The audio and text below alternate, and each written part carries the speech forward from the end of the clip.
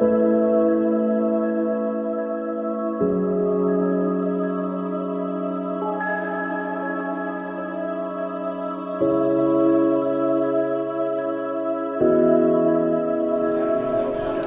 I'm going to get the program started.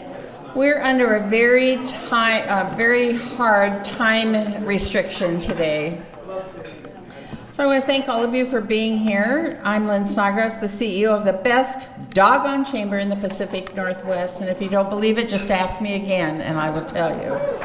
I want to thank the presenting sponsors today. Mark from Columbia Bank is here. Thank you very much, Mark and Columbia Bank. The Boeing Company, I haven't seen Amy yet, but Portland General Electric and Persimmon are also presenting sponsors. Our stakeholder sponsor is Gresham Barlow School District. Jordan is here today representing them. And as always, MetroEast Web Academy, MetroEast Community Media, sorry Keith, is our media sponsor, and there's a rebroadcast of today. You can get this flyer on your way out at the registration desk, and we also post the broadcast on our website as well.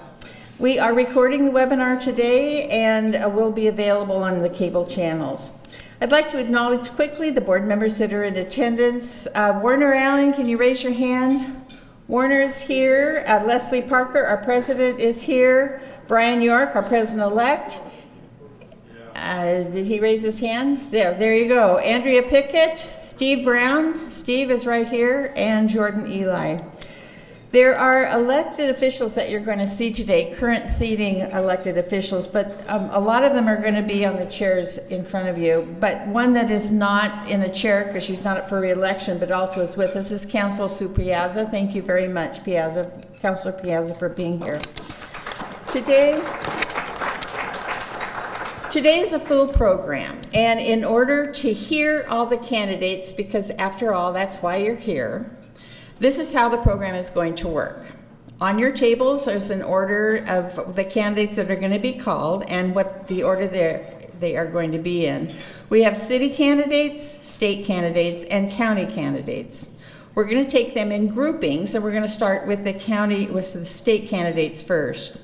All of the candidates in every category will have 4 minutes to talk to you. We have a timekeeper in the back of the room so that no one takes longer than their share of the time today. And after the state candidates are done, then we'll have question and answer time. They'll have 30 seconds to answer your questions. And after that questionnaire, the Q&A, then we will hear from our city candidates, Q&A, and then our county candidates and Q&A, the same process. Depending on how much time is left, I hope that each candidate will have a time for a 1-minute wrap-up, but we'll judge that. I feel like I am the judge, jury, and executioner because I'm going to be the one to tell the candidate to please stop talking in a very nice way. Andrew, would you please let Erin know that we're ready to get started? She's just right out. Andrea Pickett? Yeah, would you tell Erin right outside there? There we go. Never mind, they're coming. Okay. So we're going to get started. The candidates at the question and answer time you'll get to their questions. They'll have 30 seconds to answer, but it'd be very helpful if you get right to the question. Please don't take a whole lot of time to set the question up. Here's an example. How will you help business?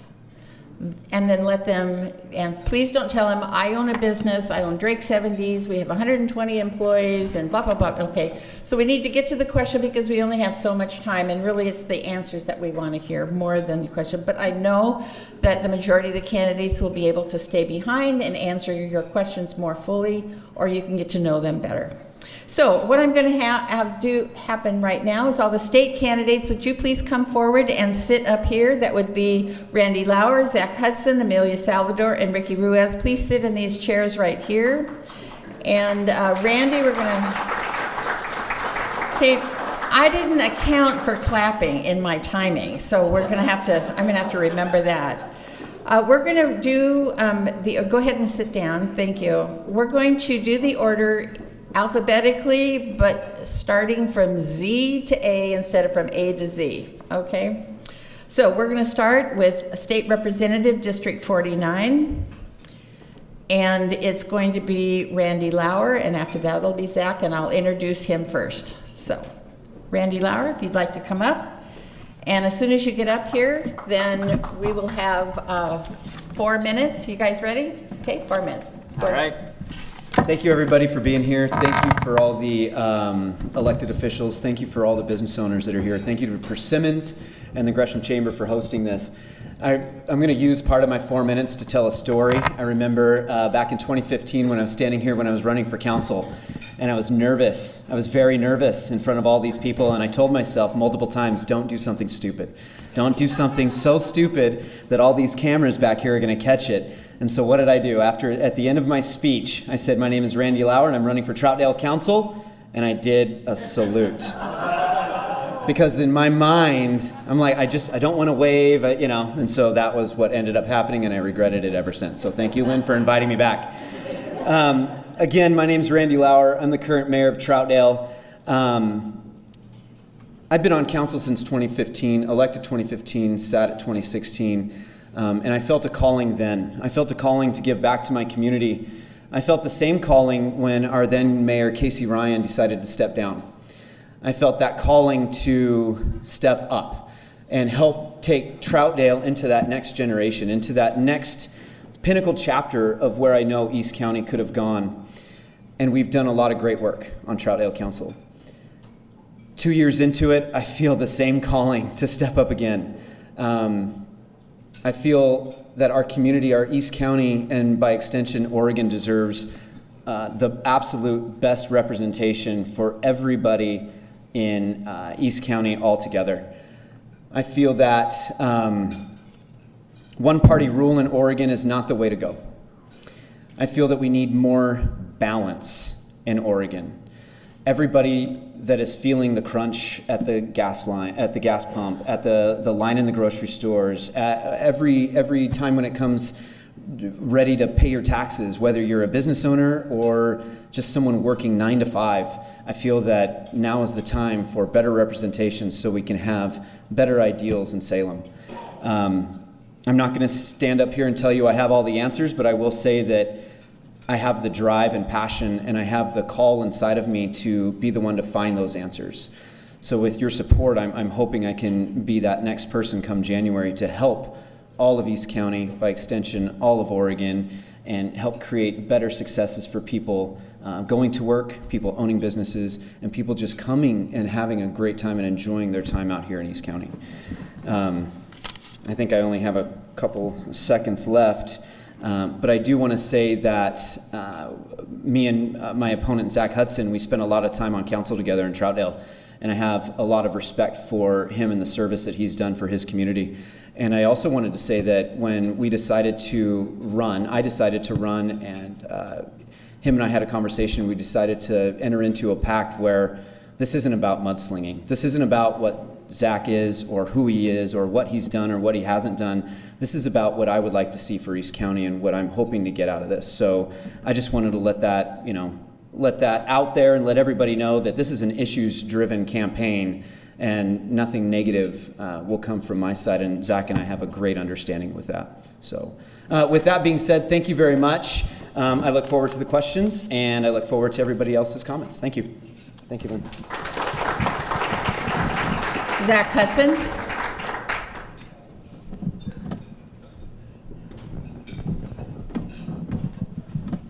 I'd like to thank the Gresham Area Chamber of Commerce for hosting this event. Thank you all for being here. My name is Zach Hudson. I currently represent House District 49, which is Troutdale, Fairview, Wood Village, and the northern part of Gresham. I'm a teacher. I've been teaching here in East County schools for 17 years now. I'm a former Troutdale City Councilor and a current member of the West Columbia Gorge Chamber of Commerce. I was right there in the classroom when COVID hit, when we had to transition to online learning, and then when we moved back to the classroom. It was difficult for everybody. I knew the students and I knew the teachers who were impacted by COVID, both their health and their finances and their mental well-being. And it was something awful that we've gone through. But in the 2021 legislative session, I joined other legislators in standing up for all of the people of Oregon. We passed bills that helped renters, and bills that helped homeowners, and bills that helped landlords as well. We passed bills that helped frontline workers and those who were unemployed and the businesses who were struggling as well. We increased the amount of loans available through Business Oregon to help businesses get through the pandemic and come back stronger. We passed targeted supports for industries such as the entertainment industry and the hospitality industry to help people get through. But being a state rep, I'm also proud to have landed funding for our East County community for youth recreation programs, for violence diversion and violence prevention programs, particularly among youth, and gang diversion and prevention, to increase affordable housing so that people don't end up homeless, so that they stay in their housing and don't need further intensive supports. And that includes a project that's going on right now through a local nonprofit, a workforce navigation hub to help people who are chronically unemployed or living unsheltered to have one-on-one personal help getting back into the labor market, getting back on their feet and rebuilding their lives. But being a state representative is not just about local issues and local support, because we make laws, we set policy that affects every Oregonian. And I think it's really important that everyone who's running for a state level position today be very clear about where they stand on the big issues that Oregonians care about. I'm pro-choice, and I will always stand up for our right to access safe and legal abortion care. I believe in marriage equality, and I will always stand up for our LGBTQ community. I've worked on bills to lower the cost of prescription medication, to increase access to health care, to protect our environment and work toward a green energy future, and to support our teachers and students through continued stable funding for our education. That's why I've been endorsed by groups including Pro-Choice Oregon, Basic Rights Oregon, Oregon League of Conservation Voters, Stand for Children, Oregon Council of Retired Citizens, and 20 other groups. It's what I believe in, and it's what I will continue to fight for if I'm elected in November. Thank you very much. And now for the two candidates in State District, Representative District 50, Amelia Salvador is first.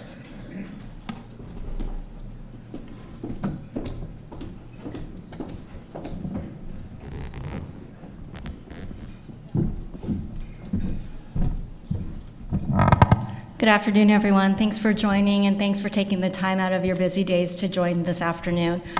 I was asked in 2020 why I decided to run. My answer was pretty simple. It was because I wanted to continue to live in the state of Oregon. That's a little bit questionable now in 2022. And I'm asked now in 2022 why I'm deciding to run. It's because I've had enough. I've had enough of what's been going on for years, and the past 2 years of no change and no difference to what's been happening. The homeless issue has not changed.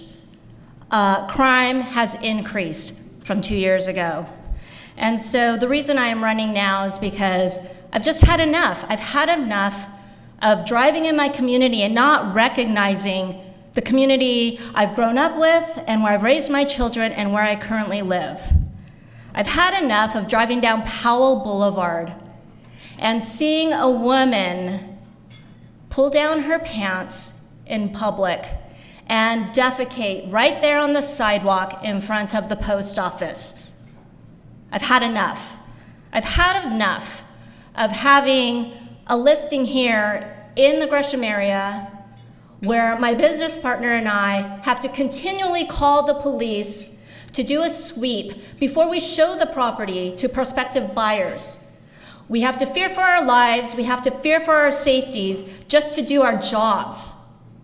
I've had enough of that. I've had enough of going to my local Target and going through the self-check with $6 lotion that I'm just gonna purchase.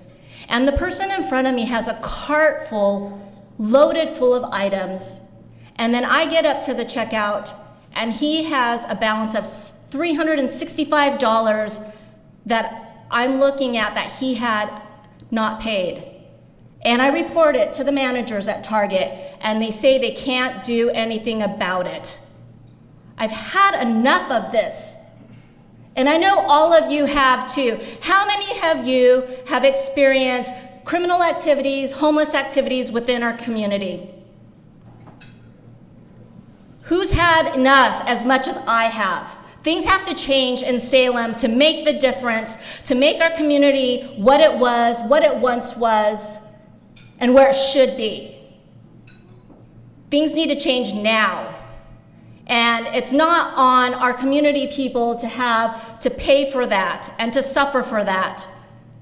We have to make the change and elect and vote for representatives that are going to make that change up there in Salem, that will listen to our business owners, that will listen to our community members to make the change and be effective. So this November, yourself, your friends, your family, tell your neighbors to vote accordingly this November, and make sure that you vote for the change that you want to see and what you expect to see, because I expect to be the change that all of you want in Salem this November. Thank you very much.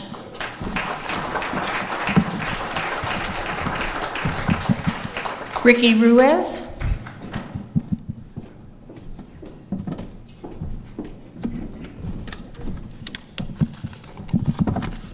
Hello, everyone. My name is Ricki Ruiz. First of all, I want to thank the Gresham Chamber of Commerce for hosting this event and for all of you for being here today. I am a less tired father of a daughter who recently turned 1 today. And actually got in trouble for being here because I forgot it was her first birthday. Whoops. Scratch that from the recording. Just blame me. Yeah, blame Lynn. When I'm not losing sleep, I work for the City of Gresham as the Community Services Coordinator and as a State Representative for District 50. Until this year, I was a member of the Reynolds School Board, and I was in that position for 4 years. Growing up in Rockwood and being a proud son of immigrants, I understand that when we all have the opportunity to succeed, our entire community is stronger, healthier, and safer. This is why I'm honored to serve you as a state representative. As living in the neighborhood of Rockwood, I can tell you all this, but safety was one of the biggest concerns that we grew up, knowing that we wouldn't know what was going to happen next, hearing cop sirens, hearing gunshots, and quite frankly, I fear for that even more being a father. I want to make sure that my daughter grows up in a community and where it's safe for her to go play with her friends out on the playground, it's safe for her to come in the front yard, and be able to understand that this is a safe community for her and for her friends. 7 years ago, my apartment got shot up, and this is something that is so traumatizing till this day. And quite frankly, as a representative, one of the biggest things that I'm trying to figure out and help our local communities is how do we create a safer community for families like myself, for families like you all. I'm sure some of you are parents, aunts, uncles, grandparents. We want to make sure that we create a community in where your kids, your grandkids have a safe community to be in. I just want to talk a little bit more about kind of what we've done in my first term as a state representative. As part of the House Committee on Economic Development and Small Business, I wanted to build an economy that works for small businesses and working families alike.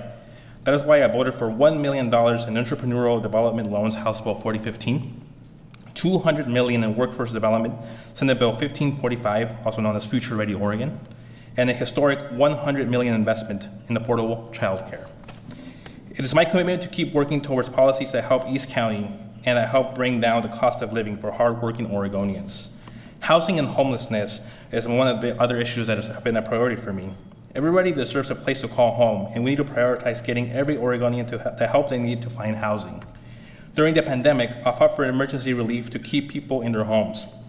And this year, I voted for a $400 million investment in affordable housing and services to connect people to housing and respond to people in crisis. By the way, my daughter was in the NICU, and I had to go and vote for that. And that was something that I don't regret because I feel like we were able to keep people housed thanks to that investment. which out of that investment, $750,000 is going towards Gresham. Finally, as a former crime prevention specialist for the city of Gresham, safety for every Oregonian is a top priority of mine. I voted for House Bill 4075, which will make it easier for victims of crime, including small businesses, to seek restitution and to be repaid for economic damages. I also passed a $2 million investment for gun violence prevention efforts that will help build the relationships between law enforcement and the community they serve. And that's something called the Youth Services Department at the City of Gresham.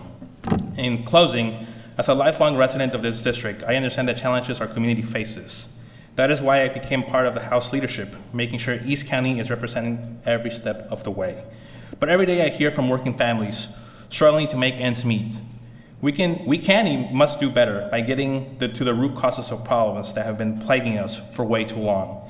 As your state representative, I will continue fighting to build stronger, healthier, and safer communities, and I'd be honored to earn your support. Thank you all so much. Thank you. Thanks, Ricki.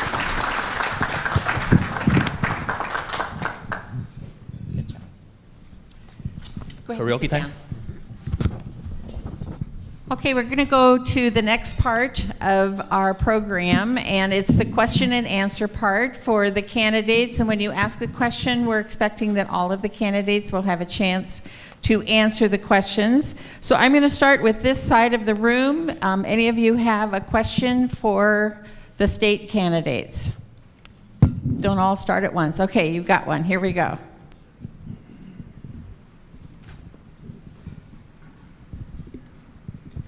Thank you. I believe that homelessness and addiction and mental health are really tied together. And I have been an advocate for those with mental illness for many years. And my question is, how are you going to change the laws so that people can actually get help? Because right now, if you're not a danger to yourself or others, the definition is so broad that the teams that are there to help the mentally ill can't really do anything. And I've had that experience over and over with my son, and I would like to see that changed. Well, thank you for your question. What is your name? Julie, thank you for your question and thank you for the work that you're doing for our communities. I truly do believe that this is a state of an emergency. Seeing homelessness, addiction crisis, and even houselessness has been a concerning issue that I've seen growing up in the neighborhood of Rockwood and living in the city of Gresham. One thing that we were able to do, and hopefully the county comes through, is we were able to secure, like I said, $750,000 worth of investments that's going directly to Gresham and help the homeless services team. And I think we have a very unique opportunity because Gresham has a great program that I feel like other cities should be taking note of. And Thank you, Ricki. Zach, sorry, judge, jury, and you just heard the executioner part. Absolutely. Zach, 30 seconds. Well, as Representative Ruiz said, we have gotten off to a very important start with investments from our state, from Metro, and from our county, and we need to continue that work. But to your specific question about changing laws in order to make services more available to people who need them, I think the big thing is I will work with groups such as Disability Oregon and others who have specific policy advice, and we will listen to the communities that we need to serve to make sure that people are kept safe. Thank you. On my way up here, the last time I wore the suit jacket was to a friend's funeral. She died from addiction. She was a member of the community. She was a mother of 3. This is something that touches my heart very deeply. I'd like to champion legislation similar to that of Ricki's law up in Washington that allows family members, guardians, or loved ones stronger and legal ability to step in and find addiction services and help for their loved ones that are spiraling out of control before the only thing they can do is plan a funeral. Thank you. So I believe in assembling a task force of experts to help and assist at the state as well as the county and city levels to work collaboratively to make sure that we address the issues of mental health as well as homelessness, and to rely on that as experts to be able to guide us and trust in their expertise to help us assist with the crisis that's happening here in our state and our cities. So again, I don't know all the answers, and that's what I would do. Thank you. Another question in this area of the room? Yes. Will you support a repeal of the drug legalization initiative that was recently passed and is causing drug use on our sidewalks? Go ahead, Amelia. Absolutely, 100%. 110 should have never passed. It should be repealed. That is the cause and one of the major issues here currently now going on into our community. And to allow any type of substance abuse, drug use, and legalization of any type of drugs should not be permitted. Yes. When Oregonians voted for Measure 110, they did it because they understood that you cannot punish your way out of an epidemic. We need to support our way out of the epidemic. I was at the opening of a wonderful facility that just opened through Albertina Kerr, and it was supported by Measure 110 funding. And without that funding, we wouldn't be able to support the people in need that we do. I will agree with Representative Hudson. I think once a person is having addiction issues, if you lock them up, and they don't get the support they need, they're gonna continue to do the same thing. So one of the biggest things that we need to figure out is how we provide the services. And I truly do believe housing is one of the biggest ones, and addiction services is the other one. So yeah. Another question? It's your chance. Yeah.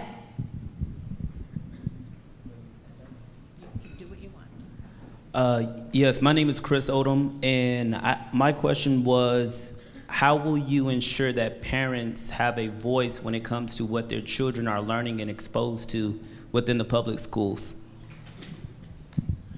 As a teacher of 17 years in many different subjects in many different classrooms, I've seen teachers always be very, very open and very communicative. I have 3 kids in school-age kids myself, and we've always had very good interactions with teachers, letting us know what was being taught and answering our questions if we had any.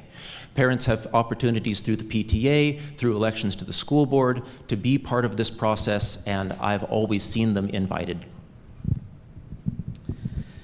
I'm a supporter of school choice. I'm also a supporter of parents having an idea of what is being taught in the school.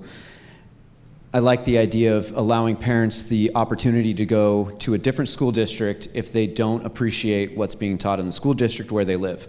I also appreciate parents giving them the opportunity to maybe experience a better school district and not allowing their address to hinder their children's opportunity to thrive.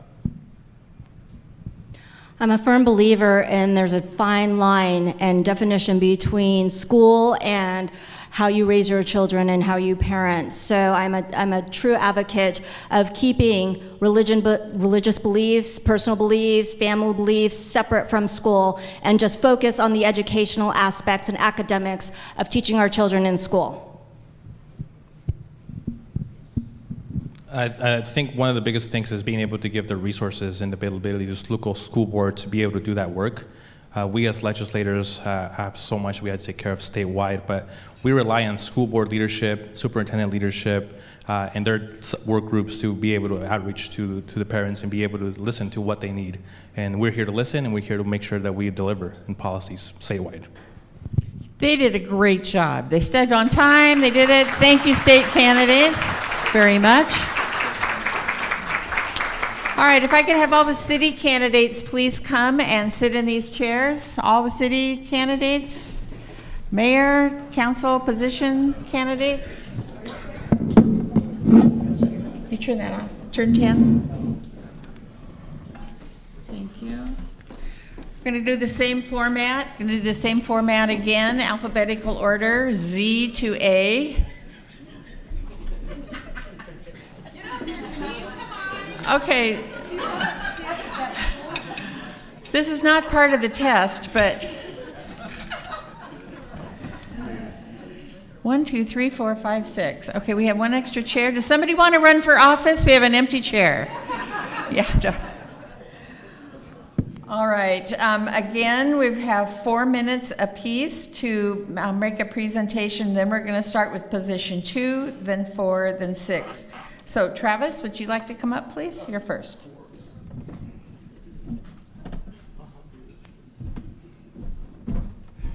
Good afternoon, everyone. Just want to start off by saying that, similar to Mayor Lauer, I'd just like to make sure I don't do anything stupid up here and allow my opponent to get the edge on me during this race. It's going to be close. No, as many of you know, I actually don't have an opponent. That's why I get to just stand here and pontificate for the next 4 minutes about cool things like the Kansas City Chiefs winning on last Thursday. Yeah, Charger fans, I take it. Well, actually, let's, on a more serious note, I've had the opportunity and the honor to lead the city of Gresham as its mayor over the last 20 months. We've got a long path forward, and I'm committed to the efforts that we have already started with critical things like public safety. I know that we've talked about that continuously. That continues to be a hallmark of what we need to address in our community is public safety.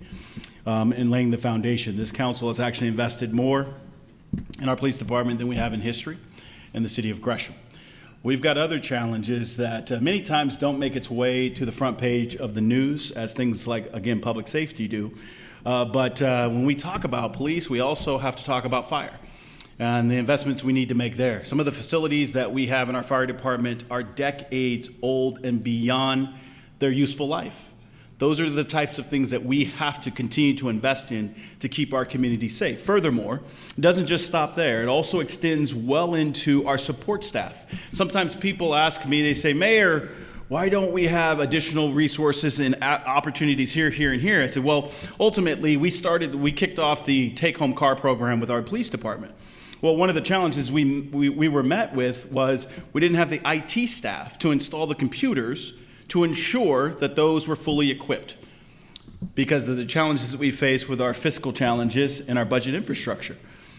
So there are foundational things that we as a city, and many of you have heard me talk about this before, that we have to make the critical investments in our city if we want the return. I'm a business person at heart, and the fiscal opportunities that we do in business is we make the investment, we get the return. We talk about internal rate of return. We talk about payback. We talk about discounted payback. All of those things are critical things that we as a city, that we as a community have to be looking at if we want to ensure that we can be a vibrant community. We also need to work together with our school districts. We've got 3 school districts that provide services to our community and an incredible community college. Dr. Scari sitting over here. Welcome, Dr. Scari. We have to be able to leverage these incredible assets that exist with our community to ensure that we can educate, coach, teach, train our incredible youth so that they have the opportunity to get the jobs of tomorrow. Those are the things that as community we need to ensure that we are supporting, we're moving forward. Lastly, I'll touch on the concept of housing and the work that we're doing around our chronic homelessness. As many of you know, we have a different approach than just about any city in the region, if not the country, and we're being very successful with that. We continue to expand that team and continue to also make sure that we have an entire menu of services, not just looking at the chronic homelessness, but what about the episodic homelessness? And then lastly, how do we make sure that we're keeping people in their housing so that we don't move them to a high consumption of our resources? It's like making sure that folks are taken care of with the right medication rather than seeing them end up in the emergency room. So with those critical thoughts and ideas, I absolutely want to ensure that everything that I've talked about today is the path forward, and I look forward to each and one of you supporting our efforts as we move forward to be a vibrant city that we can in the city of Gresham. Thank you. Thank you, Travis. In position 2 of the City Council, there are 3 candidates. Tom Stanley chose not to attend today. The next candidate you're going to hear from is Eddy Morales. Alphabetical order backwards. There we go.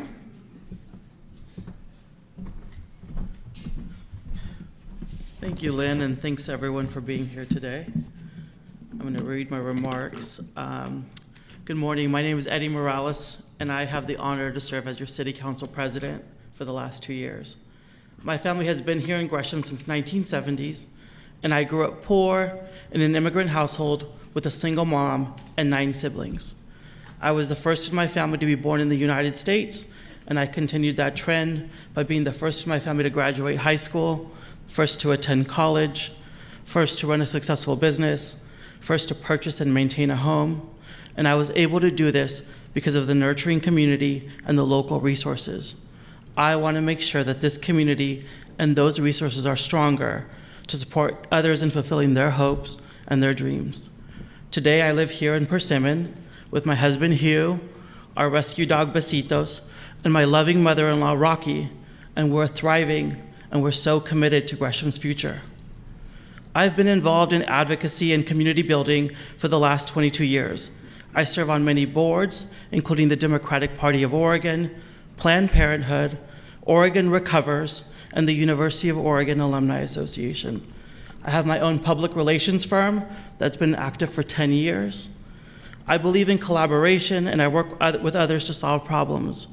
My relationships with the county, with Metro, state, and federal governments have brought in millions of dollars into our community that otherwise would not have come to Gresham. Our challenges are shared by other cities and governments in the region, and we can only thrive with collaboration, not isolation and wishing that we existed as we did 50 years ago. I have faced the challenges as a small business owner, including hiring and retaining employees, making payroll, and gaining and maintaining access to capital.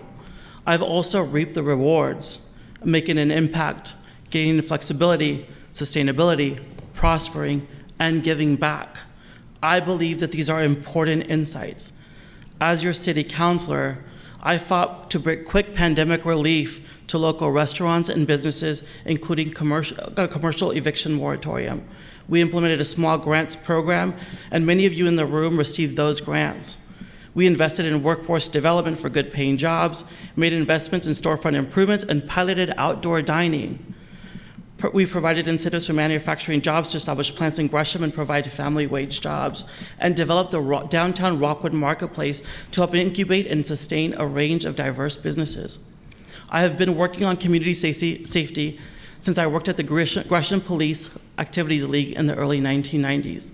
We need to be focusing on tackling the immediate needs of our community as well as the root causes of crime. I know what it's like to lose members of your family to senseless gun violence and to not feel safe in your neighborhood. I have lost 2 brothers to gun violence and 1 sister to addiction. Like many of you, I'm incredibly concerned with the historic levels of crime. The crises in our streets impact all of us, and we all need to act together to solve them.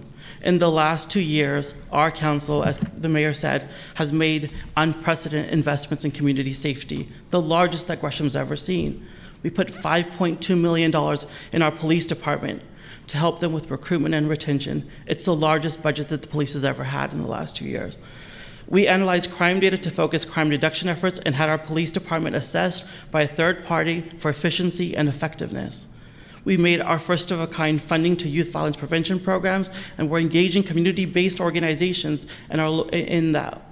And we also increased leadership within our police department to help address the overwhelming amount of work and management that people have. We need to continue investing in our city in ways that we can address the immediate needs as well as the root causes of violence and crime. I'm fighting for a healthy city, and sorry. That was a good place to stop. Great. I hope you all will join us. Thank you.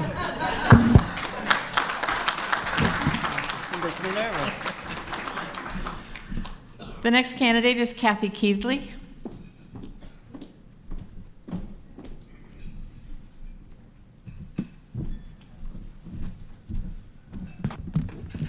Thank you to the Chamber and for all of you for coming today. I've lived in Gresham my entire life. I grew up in Rockwood, and my husband and I stayed in Gresham to raise our 3 children. I know Gresham. I know the neighborhoods and understand what residents in Gresham and businesses need. I'm on the Gresham Barlow School Board, and I've served as a Gresham City Councilor. My work in HR at the City of Gresham gives me a unique understanding of how the city works, both inside and out. All of those experiences are really what brought me here as a candidate for City Council now. There have been major changes in Gresham in the last 2 years. We all see the increase in crime and homelessness, and I'm afraid we will look like Portland if something isn't done now. That's why this election is so critical.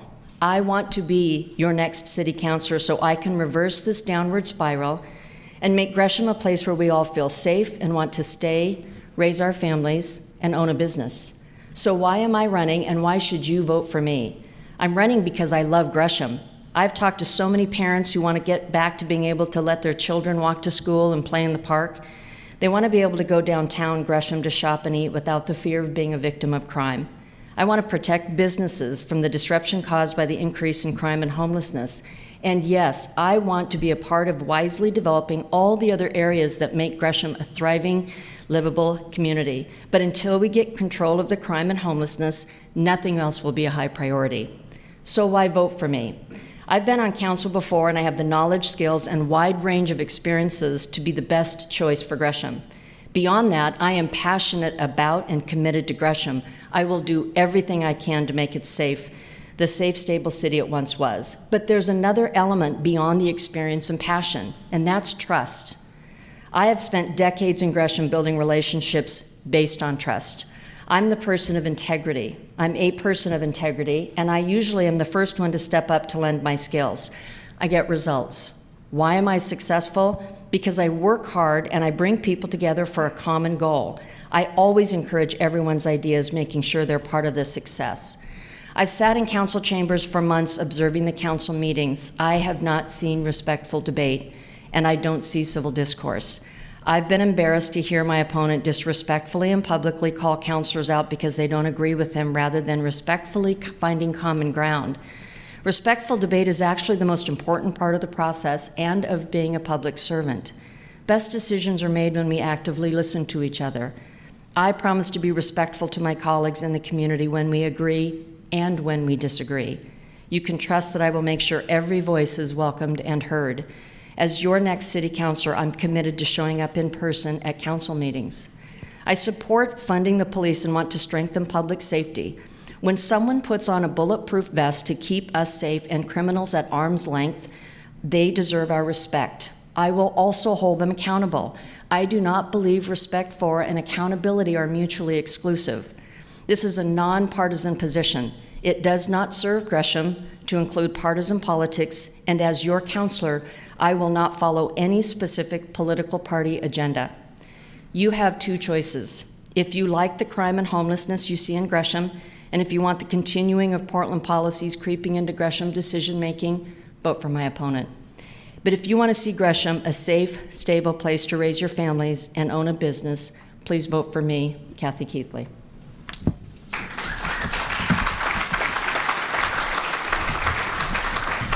We have two candidates for position 4, alphabetically backwards, Mario Palmero.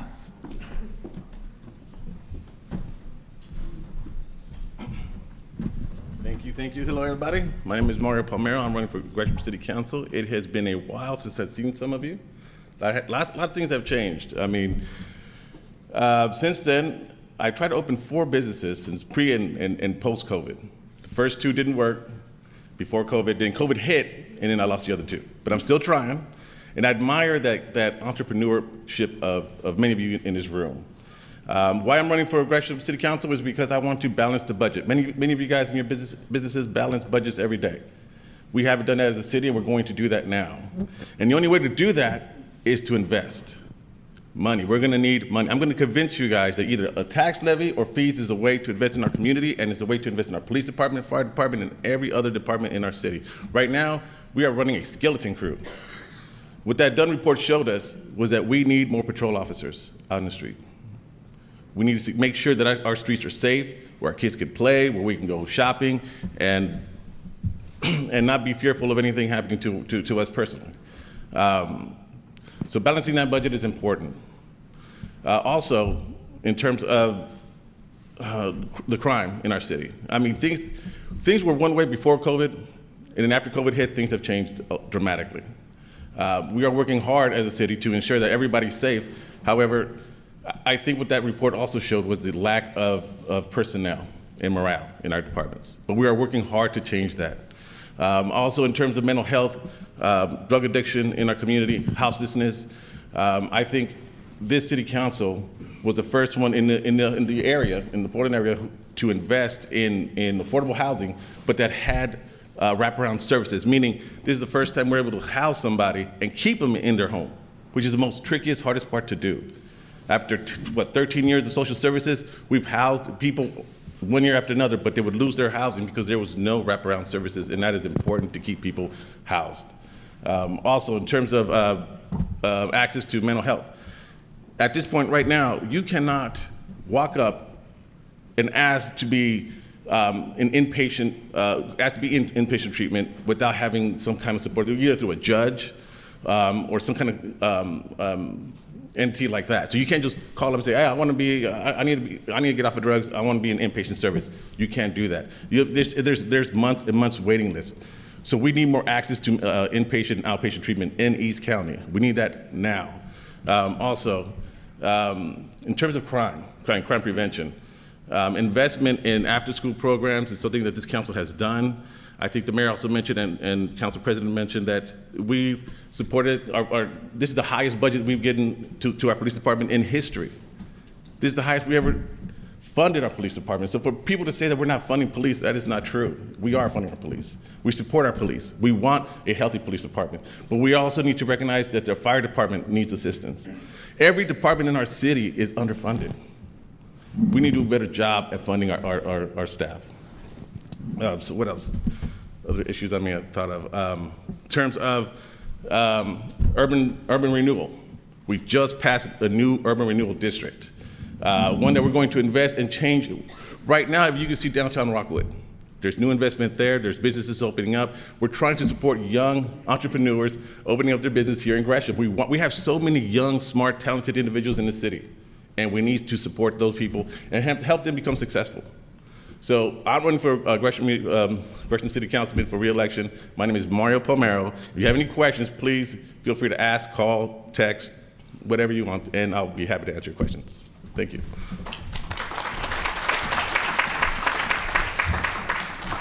The second candidate for position 4 is Jerry Hinton.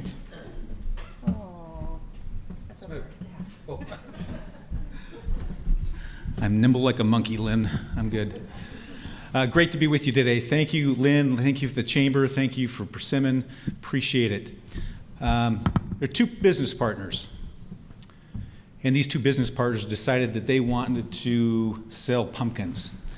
So they get their truck and they go down the road and they buy tons of pumpkins for $1 a piece.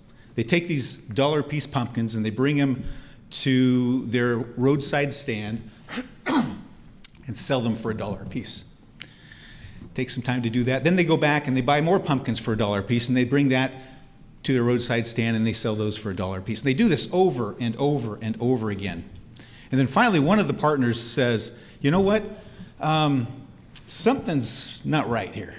We're not getting ahead. We're falling behind. It's just not making any sense. What are we doing wrong? And the other partner's thinking. He finally hits his head and says, I know what it is. You know what it is? I need a bigger truck. We need a bigger truck. Now that's a silly, ridiculous story, right? But that silly ridiculousness is the kind of poor public policy and governance coming out of the city of Portland. And guess what? There are a lot of leaders in Gresham who want to be just like Portland. That's not good. That's not where I want to be. One of our neighboring jurisdictions in Gladstone, I've heard them explain, don't Portland my Gladstone. Well, I say, don't Portland my Gresham. We want Gresham to be a home where we can raise families. It has become almost unlivable and untenable in terms of the livability here in Gresham. The quality of life that we enjoyed just a couple years ago is rapidly evaporating. I don't appreciate it. I have family here. I have my granddaughter here. It is not a place that I can see a future long-term unless things turn around. Now, I appreciate the hard work that all of our city staff and elected officials do, but doggone it, things need to change. The crime is at unprecedented levels. We have had over 1,000 bullet casings found this year alone. That's potentially a victim behind every one of those shell casings. We've had shootouts in downtown Gresham just recently. We've had so much crime that I know a lot of people will not travel by themselves. They'll have to go in pairs because of the things that happen at the grocery store, at Fred Meyer, or wherever. It's not tenable. We have police officers who are understaffed. We have 20% approximately less police officers than we've had before. We have almost 40% less than what a recent study has identified. This has to change. They are demoralized. They don't feel like they're supported, and that's why the police department endorses me. Homelessness, again, same thing. I applaud Kevin Dahlgren and his homeless liaison staff. They do a great job, but they need to be better supported. By going and voting in November, we can make some changes. We can take the council back and turn it into a council that will provide sound public policy so that we can provide that governance that we need to raise our families. Thank you very much.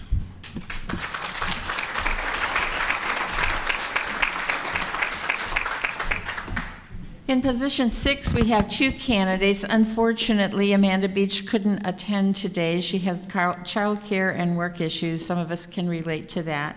But the other candidate in position 6 is Janine Gladfelter.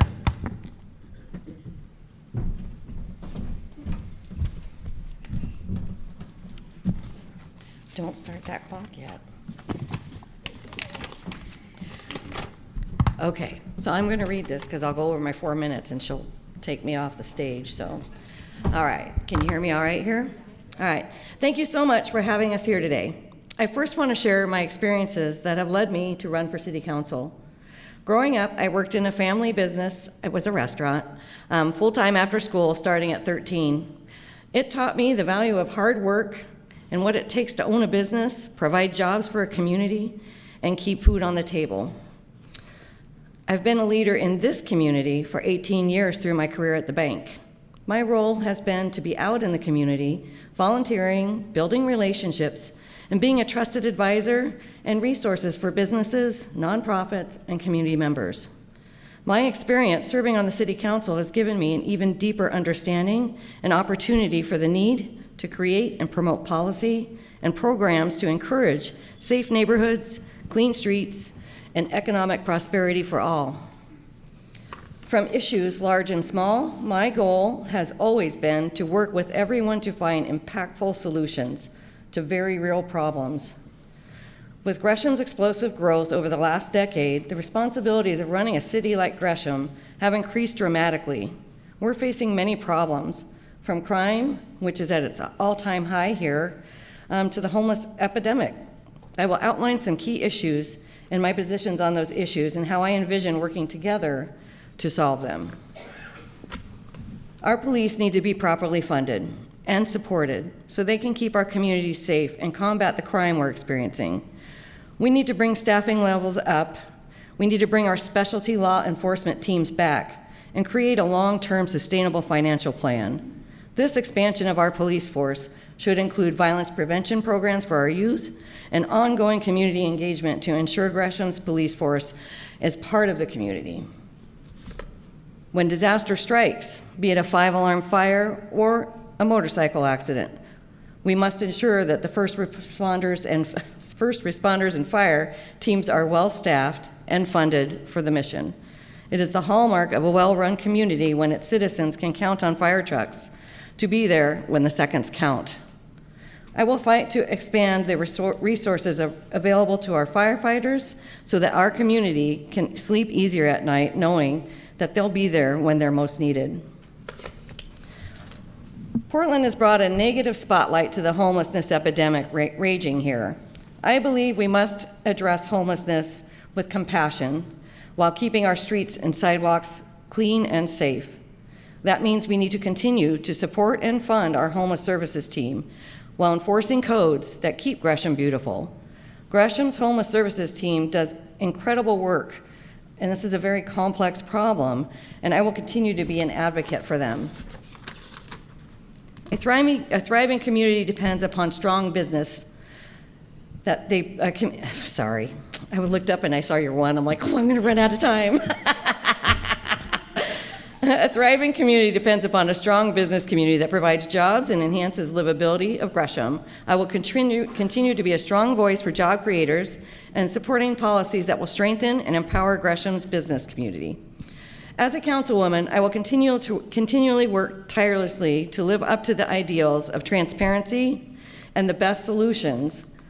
I will fight for a better future for Gresham and work to ensure the people of Gresham are always proud to call this great place home. Thank you.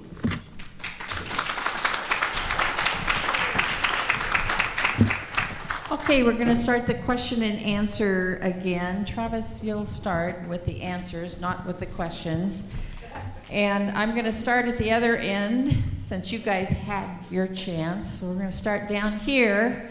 It's going to take me a while to get there. I need my rollerblades. Not, that would be ugly. So do anybody have a question for our city candidates? Werner, remember, just the question. What question? Mayor, what is your solution for the funding issues that the city of Gresham has? For all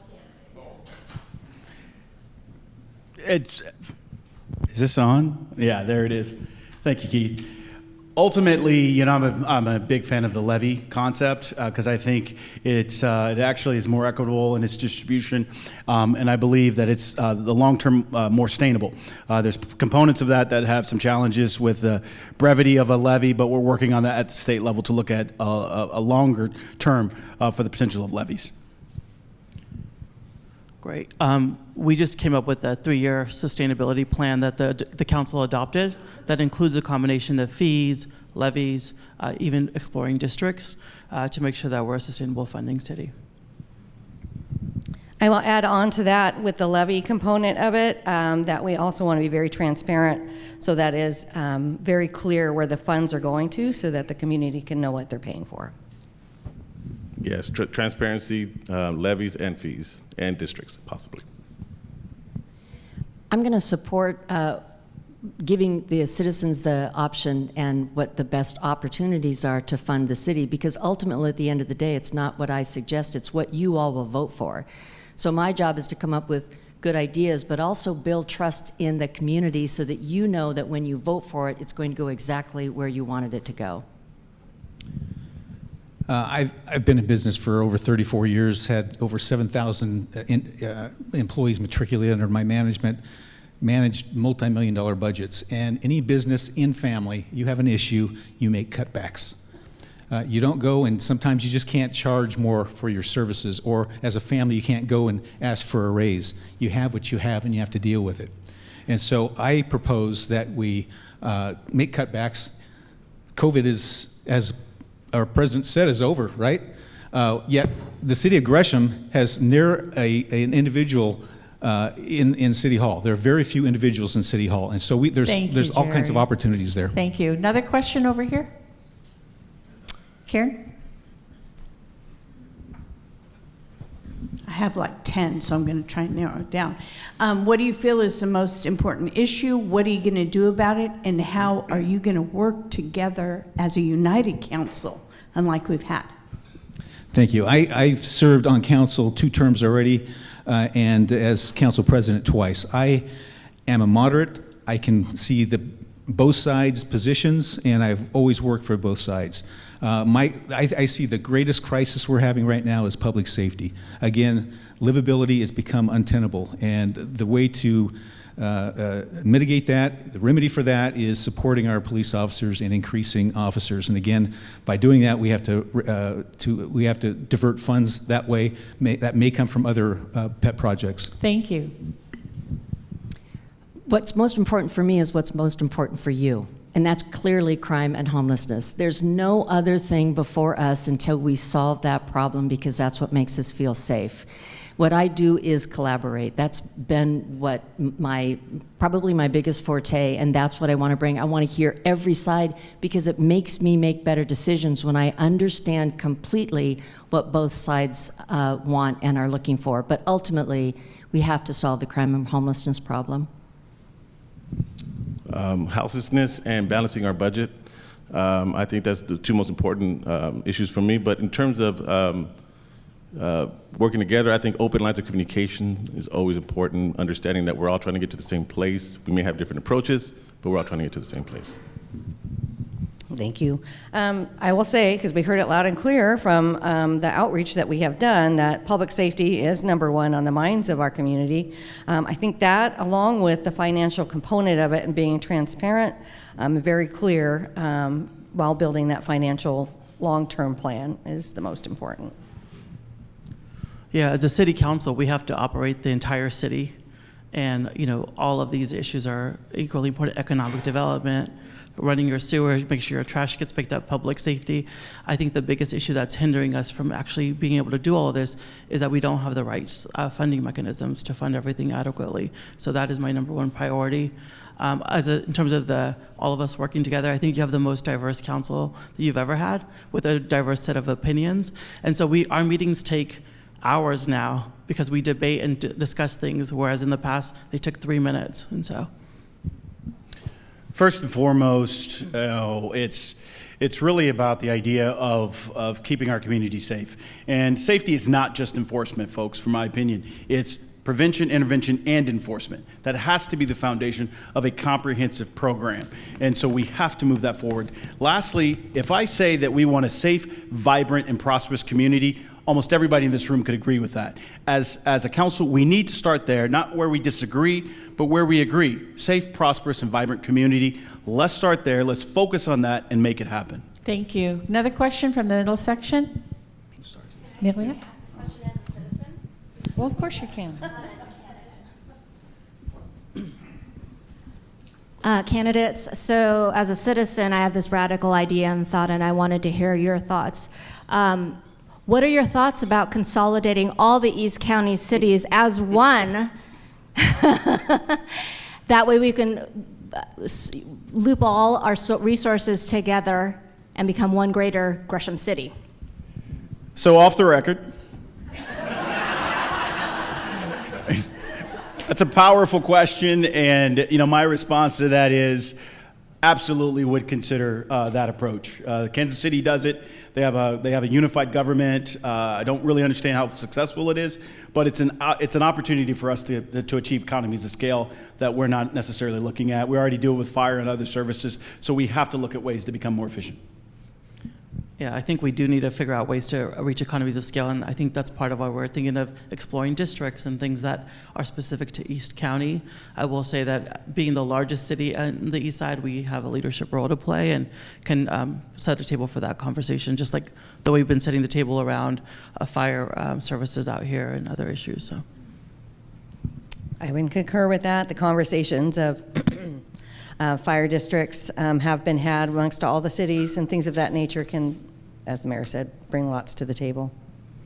Yeah, I think we should probably step up a little bit more as leaders in East County, but in terms of coming all together as one city, I don't know about that, but definitely stepping up, taking leadership roles, and setting the pace, setting the standard. I'm all for looking into any idea that someone comes up with, because we won't have all the answers. You guys will. But what we need to do is gather all the information and evaluate what the data tells us, and then make sure we put policies in place to make sure it's going to work into the future. And the single most important thing we can do is not let politics get involved, because that will ruin the entire question and answer. I'm sure Mayor Lauer is bristling right now. It's easy for us to say as Gresham, because they would fold into Gresham. The people you really need to ask is Wood Village, Troutdale, and Fairview. And they probably wouldn't like it. Just saying. Thank you. Another question? Thank you. One of the things that I have noticed most at the city council meetings is that we do not have a 100% attendance in person at our council meetings. And when you take on a position and you run and the citizens elect you, your responsibility is to be at the meetings as much as you possibly can. And so I was wondering, how long will it be before we can all be in attendance in person at the meetings rather than half of the group being on Zoom. Thank you, on Zoom rather than attending? Thank you for the question. Yeah, I think COVID is mitigated to a point that there's really no reason why somebody should be on Zoom relative to the council meeting unless there's a mitigating circumstance. While I was on council, I was also president of the National Auto Auction Association, which covered 300,000 employees, this nation and Europe. And somehow I made it to almost every single council meeting. I would fly back just to go to a council meeting. And so it's very important. You can't get anything done unless you're here. I have the commitment, obviously, to be in person because there is nothing more important than looking your constituents in the eye and having them hear your voice personally and not on a Zoom call. I'm glad for the introduction of it in case someone is out of the country or out of the state, but as you said, it should be few and far between. We owe that to our voters. Yes, I think it's important to be in person, but I also think it's important if one is not feeling well, not to expose anybody to anything. So I think Zoom is important in that way, but I think it's just another tool we can use. But I definitely think being in person is definitely the way to go. I did a little bit of research. We had conversation at council about looking at our rules, council rules, which covers items of that nature. And when those rules were made many years ago, there was no such thing as Zoom. And it was enabling people, if you weren't able to make it, to be on the telephone if you needed to be. Those days are gone, but I did research around other cities. And when we do come together to look at doing a new update to our policy, we can add additional comments in there. Some cities... Thank you. I knew it was going to happen. To what you said, and you know, like I said, we have one of the most diverse councils ever. We have parents, we have people who actually have jobs, who are business owners that require us to travel for work or to attend meetings. And Zoom allows us to still participate and do the important work of the city while also, you know, maintaining our families and a lot of our other businesses. So I think that this kind of tandem, or you know, both and, is a really great opportunity in terms of accessibility, and as we want more and more people to step up to serve in these positions. So I would agree. I prefer being in person. That's just who I am. I'm a merchant, for those of you who know that terminology, and I just enjoy the person-to-person interaction. Our council rules, just say that you have to you can attend telephonically, so it's not a requirement that you have to attend by Zoom. And I look for more opportunity for folks to become engaged, and that's really the foundation of what I think we have the opportunity to do, with the ability to do it remotely like we now have. Council candidates, this will be the last question. Oh my. No pressure. You stand up. Sorry. Yes, I'd like to get back to that question that Jerry brought up about the truck, about needing the truck instead of reducing costs or raising the price. So I'm wondering how you each feel. I went to the last council meeting, and I understand that there is going to be, whether it's proposed, I did not hear those words, a 95,000 square foot library. What for, when we have so few people using the current library? So was the question about the library or the question about the financial situation? The library. Library. Absolutely. Okay. Excellent question. I absolutely fully supportive of the library. So a library is not a repository of books anymore. The library is a substantially different type of construct, and the idea of a community, based meeting space, which we don't have here in Gresham. We're talking about a substantial opportunity to draw folks into the city, and then also utilize a space that we've never had the opportunity to do, and then access to educational opportunities and infrastructure that we've never had. Thank you. And I'll just add on to that we're going to be engaged in figuring out what are the things and the services and that we want that library to also produce besides just storing books. And that's an investment that's being made by the county. And so, yes, I always welcome more resources into our city, especially if they engage our community and what our needs are. And I will just follow suit with that, it is not something the city has done, that is a county item that was brought out for the community to vote on. So we can support it by engaging with them and utilizing some of their services that they're opening up to have conversation with and make it a benefit for us. So it is going to be here, and it'll be a great thing for our community. Yes, my question is, why are we only getting one library? Why don't we get two libraries? I mean, this is money that we are paying into it. This is something that passed, the voters passed it, and we deserve two libraries, one in the east and one on the west side. There's the huge lack. Is my time up? That's okay. No, there's a huge lack of access to libraries for people. We have kids in Rockwood who are not able to attend libraries because it's so packed. They can't get in. And if a kid wants to put down a controller, video game controller, and pick up a book, we need to support that. So just to be clear, none of Gresham's money is going to build the library. It is a measure for the county that was approved by the voters, which is the clear thing that we have to consider, is that the voters approved it. Now, Multnomah County obviously did a pretty good job if they got it to pass during the election cycle. So as a City of Gresham city councilor, we need to do a better job about educating people about where the money's coming from and where it's going. I don't have a whole lot more to add to that, other than I think your real point is we have limited resources. Why in the heck are we spending a gazillion dollars on a library when we've got people dying in the streets and gun shells and gunfights happening? I think that's kind of where you're going to on that, and I agree. We have limited resources. We need to use those limited resources for those things that are most important, and libraries are important. However, I get what your point is, and we need to readjust those limited resources. Didn't the candidates do a great job? They did a wonderful job. You may go back to your seat. Keep that on the chair. And I'd like to invite the county chair candidates. Come on up and have a seat.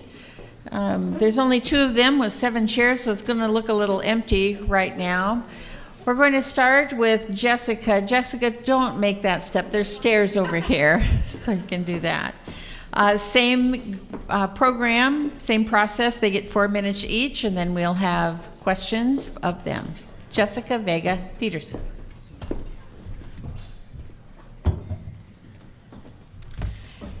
Thank you so much, Lynn. Thank you, Chamber, for having us here today for this forum. It is really wonderful to be here. My name is Jessica Vega Pederson. I use she, her pronouns.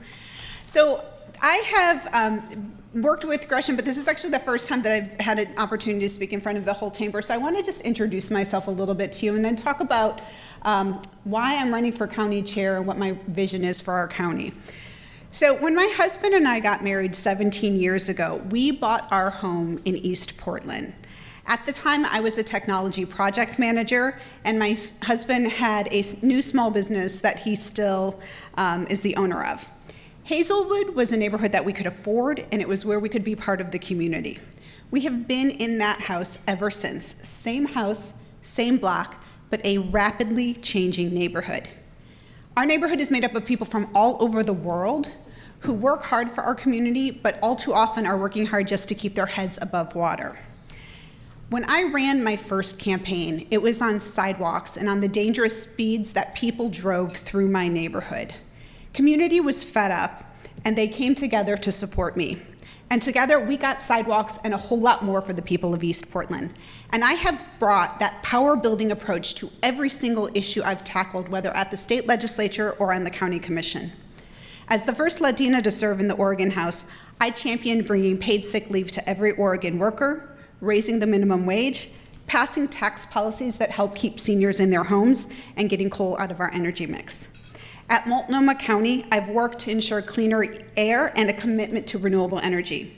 I have worked with neighborhood associations, small businesses, and schools to site new shelters and supportive services. And I fought to get better COVID response and resources for our BIPOC communities most impacted by the pandemic.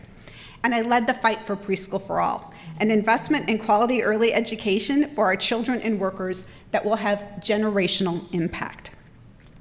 I have the experience, the record of accomplishment, and the vision to meet this moment and to lead Multnomah County in the right direction. I know how to bring people together and get big things done, and that's why I have the broadest and deepest coalition of organizations and community leaders in this race, including Ask Me, the Portland Firefighters, Apano Latino Network, Sierra Club, Oregon Working Families Party, Color Pack, and so much more, who know I am the best person to lead Multnomah County forward. Because we are at an important inflection point. From our housing and homelessness crisis, to combating climate change, to increasing community safety and addressing systemic racism, we need comprehensive solutions that address the urgency of the issues before us. We need a county chair who is a proven leader in times when we face unprecedented challenges. She should also feel like your advocate no matter who you are and what part of Multnomah County you're from. Being here in Gresham and having lived in outer East Portland, I know that oftentimes it seems like Multnomah County considers what's happening in East County as an afterthought. My commitment to you as becoming the Multnomah County Chair would be to have true engagement and partnership with all of our East County cities, our unincorporated area, including Gresham. I know that we need to work together in order to address these problems. I recognize the crisis that's before us. I understand that you are struggling here in Gresham with a lack of police officers. I want to be a partner as we're looking at that, as we're looking at economic development, and most importantly, as we're looking to solve the homelessness crisis before us. I'm proud to be here today, and I look forward to your questions. Thank you.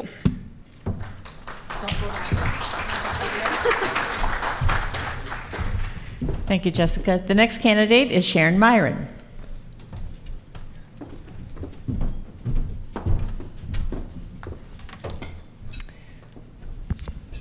Thank you so much, Lynn, and to the Chamber for having us here today. And I am grateful for the Chamber's endorsement in this race. I'm Sharon Meieran. I am a county commissioner. I'm also an emergency room doctor. I'm a lawyer, and I'm a volunteer doing street medicine with people living unhoused.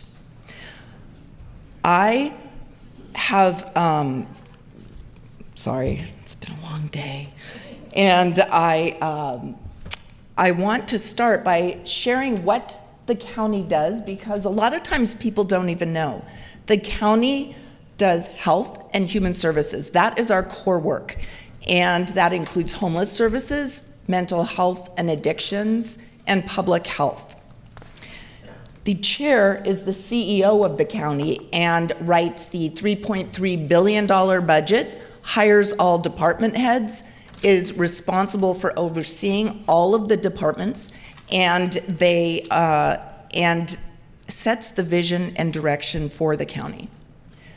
The main difference between myself and between Jessica, is that I feel we're going in the wrong direction. You don't need to walk far, and we've heard so much about this today, to see what's broken in our communities. It's people living outside in literal squalor on our streets. It is people in crisis from mental health or addictions issues being taken to jail instead of treatment. It is gun violence and other crimes escalating in our communities. And this is not acceptable. But what I have seen is that we act over and over like it is. We have meetings about it instead of taking action. It's time to act. I'm an ER doctor, and in the ER, we triage. We actually act on crises when they come in our door. We handle multiple things at once, and we put people on a road to recovery after we resuscitate them. That is what I will do for Multnomah County as the next CEO. My priorities are the same as they've been since I started at the county. They don't change depending on whether it's an election season. They are the core work of the county. They are my life's work and passion. These are homelessness, mental health and addiction, and public safety. I have accomplished a number of things as a commissioner at the county in these core areas of function. So first of all, I championed and got passed Built for Zero, a data-driven strategy that is a plan to end homelessness, to get to 0 people living outside with an actual goal, plan to get there, and accountability that's built in. Unfortunately, is not supported by our chair. There has been a lot of stalling to get it implemented, and they're not doing it right. As chair, on day 1, I would get this implemented and work towards 0 homelessness in an effective way. The key in terms of, oh my gosh, 30 seconds. The key here, the difference is in myself and Jessica. We are aligned in general values, but we are night and day when it comes to leadership styles, who we include in our collaborative work, and how we get things done. Also in the degree of party politics we bring into a non-partisan race. So in my case, I bring everyone together, which is why I'm proud to have endorsements from across the spectrum, from the Portland Business Alliance, Gresham Chamber of Commerce, Oregon Progressive Party, civil rights leaders, everyone in between. If you want status quo, my opponent, change, action, and accountability. Thank you. Vote for Sharon Meieran. Thank you.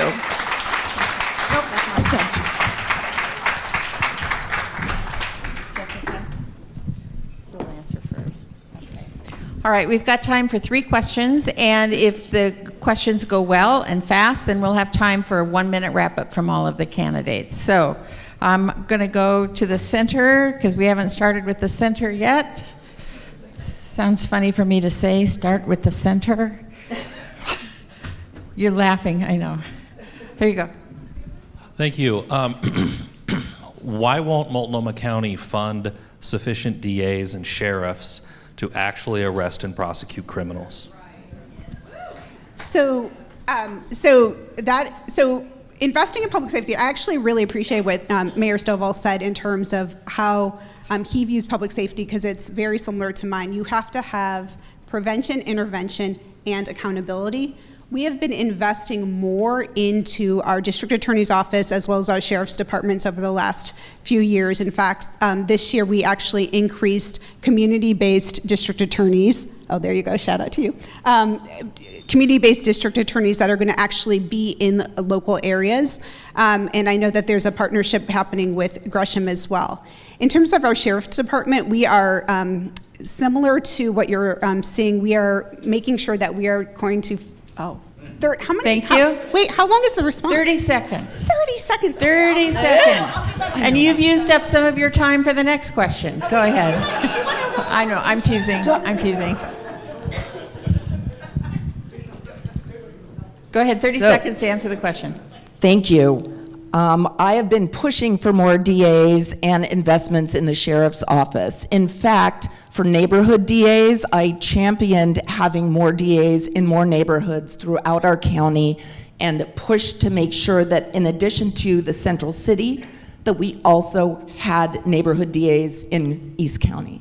So I strongly believe we need to go even further there and support our sheriff's office, who believes and has plans around addressing mental health crises, has the incredible HOPE team, and a lot of work that can be done. My question is, do you think the decriminalization of the drugs have played a major factor in homelessness and drug addiction? Sharon? That is such a big question for 30 seconds. As an ER doctor, I have been calling out for substance use disorder treatment and services forever. And I have been crying out for it at the county as well. Methamphetamine is out of control. The decriminalization without a plan of what to do was a drastic mistake. And it is shocking what has transpired after that. So if there was a plan, would have supported it. Right now, it is Thank you. kind of Jessica? a disaster. Yes, so just because we have decriminalization of drugs doesn't mean that people who are selling drugs openly shouldn't be held accountable for it. And with the implementation of Measure 110, so when we passed preschool for all, we made sure that we were built into the plan a ramp-up time to get the program active so that implementation would go smoothly and we would be successfully able to open the doors to children, which we did this year. Measure 110, we decriminalized before we had a plan for getting the grant dollars out into community programs that were actually going to provide services. So it was a completely backwards way of doing it. Thank you, I think that was Jessica. the biggest Thank you. mistake with it. One last question. Anybody over here? Okay, Tom? Just real quickly, I know that the criminal justice system needs a lot of repair, but why do we have so many jail beds closed? So the question was, why do we have so many jail beds closed? Yeah, so so right now we have a population in our jail that is still under COVID restrictions and spacing restrictions. So we have, so we're growing our population, but we're really looking at, instead of investing in just jailing people with no treatments, no services, no programs, how we can get more community resources so that people, when we have the interventions and we have the diversions, we actually have programs that work for people. So that has been the philosophy. Now, time is up, but I will say really quickly. Thank you. I think that there is a balance, and I'm very interested in engaging in a conversation about what that looks like for our community. So I think this question gets to something that I think about a lot, and it's what we are doing about in emergencies as we're working toward bigger picture, longer term solutions. And we see that in housing. People are saying we just need to do housing first, but we don't have housing for people. So what are we doing in the meantime with the crisis? As an ER doctor, I see this with people in crisis. They don't have the community services now, so what are we doing now? And I see that issue in the conversation about jail beds as well, and my time is up. Thank you. All right, didn't think we do a great job as well. Stay here where you are, girls. So I would like to invite all of the candidates to come and stand over here, please. You need to do it quickly. And while they're coming up and standing over here, I want all of you to text your office and say, I'm going to be 12 minutes late. Because that's about how long this is going to take. We're going to have each one of the candidates come up, not in any particular order, or just the line, and they'll give a 1-minute wrap-up of why you should vote for them, or you could say whatever you want to say, but you've got 1 minute to do it, okay? Amelia, you want to come on up? I need to mention that Mayor Lauer and Representative Ruiz had to leave. I'm assuming Ricki left for that birthday so he doesn't get in major trouble. So those two won't be part of this. Amelia? Basically, my message is respecting law and order, abiding the law, and make sure to keep our citizens safe, and make sure that we as citizens have this expectation from our representatives and all our leaders at all across the board, from the state to the cities to the counties. Expect more from your candidates. Expect more from your representatives, because you deserve it. You deserve to live in a community and be able to live freely and be safe and make sure that your children are safe, your families are safe, and not worry. Again, vote accordingly this November and think and discern your vote. Thank you, Amelia Salvador, for State Representative candidate for District 50. Okay, Cathy Keathley. I've been asked many times to state what the differences are between the incumbent and myself, and I hope I've answered most of them, but here's a few others that I just want you to consider. As your next city councilor, I would never stand shoulder to shoulder in front of our police department condoning the actions of people protesting the police who are calling our brave men and women horrible names. I would never purposefully avoid building a relationship with any business or Gresham community organization. I would never hold a political party state office, as that would compromise my ability to make nonpartisan decisions for our city.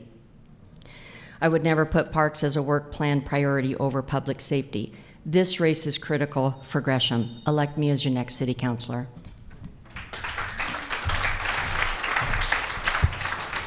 Representative Hudson. As a member of the House Education Committee, I have stood up for the safety and the success of our students, our teachers, and their families. As the Vice Chair of the Environment and Natural Resources Committee, I have fought to protect our air, our soil, and our water, and transition Oregon to a sustainable future.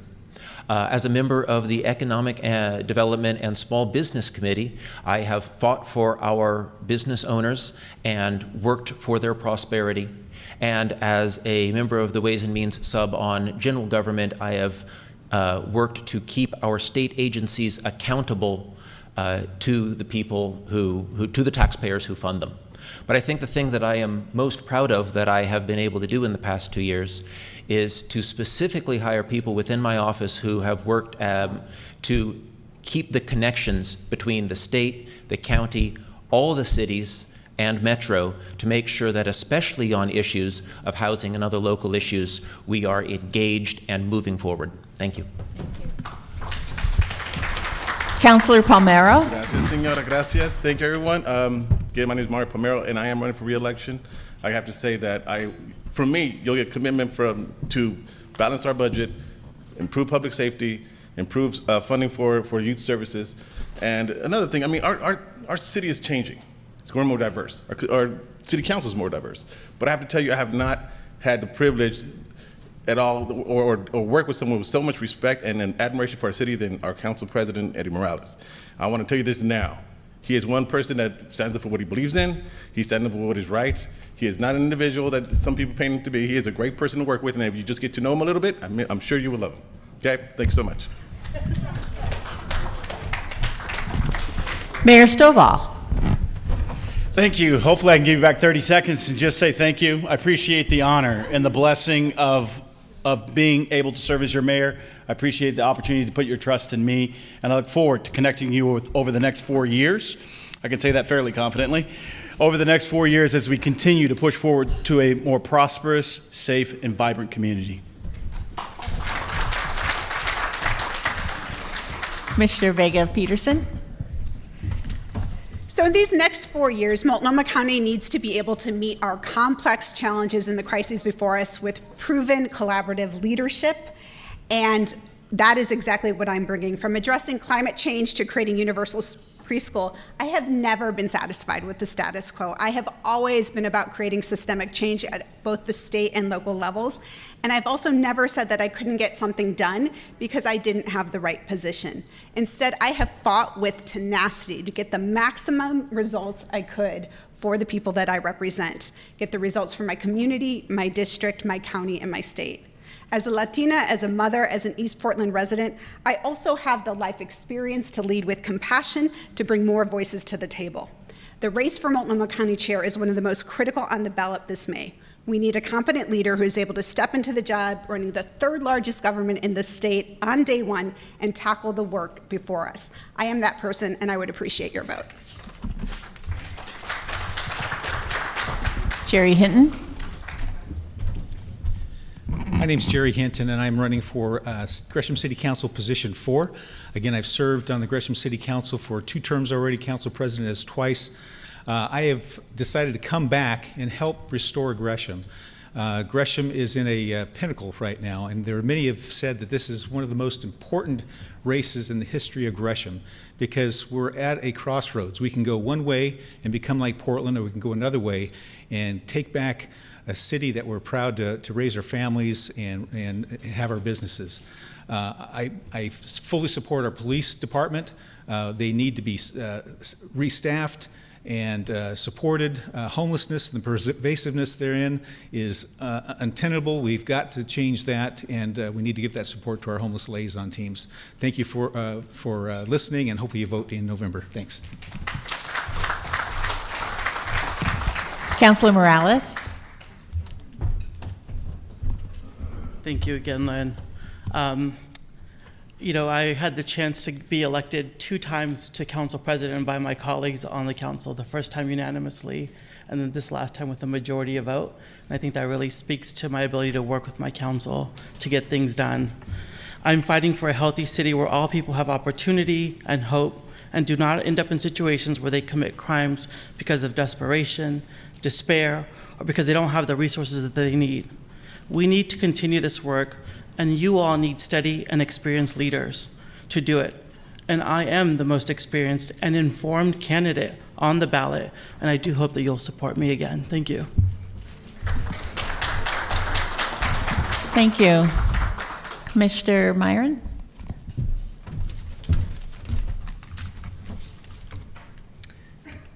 Greetings.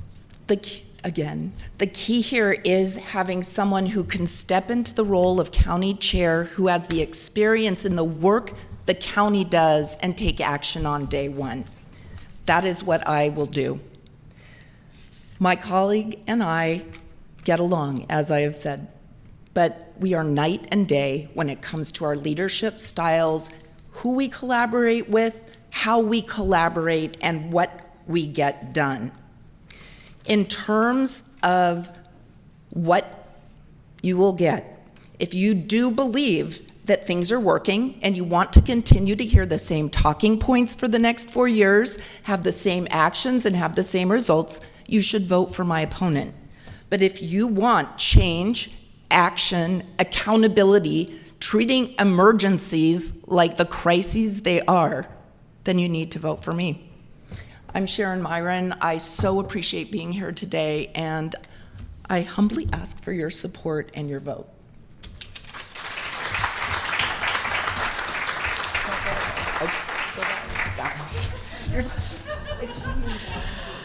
We have a little liability insurance issue if you jump off of that deck, so I'm just business-minded.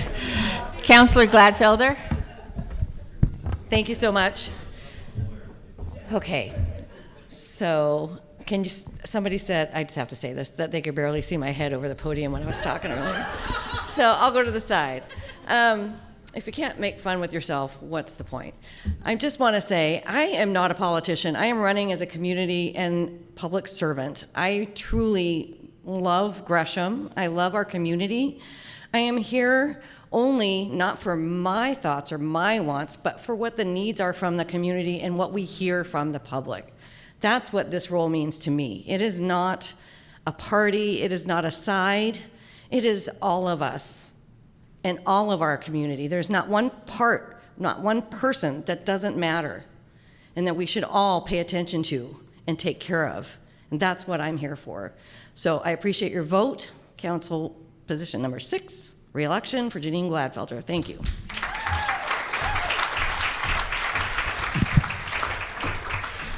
I would like to thank every single one of you for being so respectful to each other and respectful to the candidates. So please give yourself a round of applause.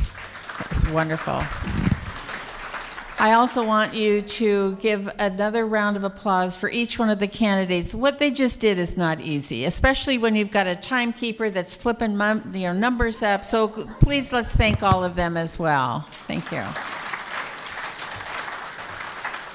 And lastly, I want to thank our sponsors. Mark from Columbia Bank, thank you for being here. Portland General Electric, Amy, I saw Amy come in a little bit late. Thank you, Amy. Persimmon Country Club, the Boeing Company, they are all presenting sponsors. Gresham Barlow School District, Jordan had to leave. MetroEast Community Media, again, rebroadcast. It was taped today and there's a rebroadcast. You can pick up the flyers there or you can go on our website.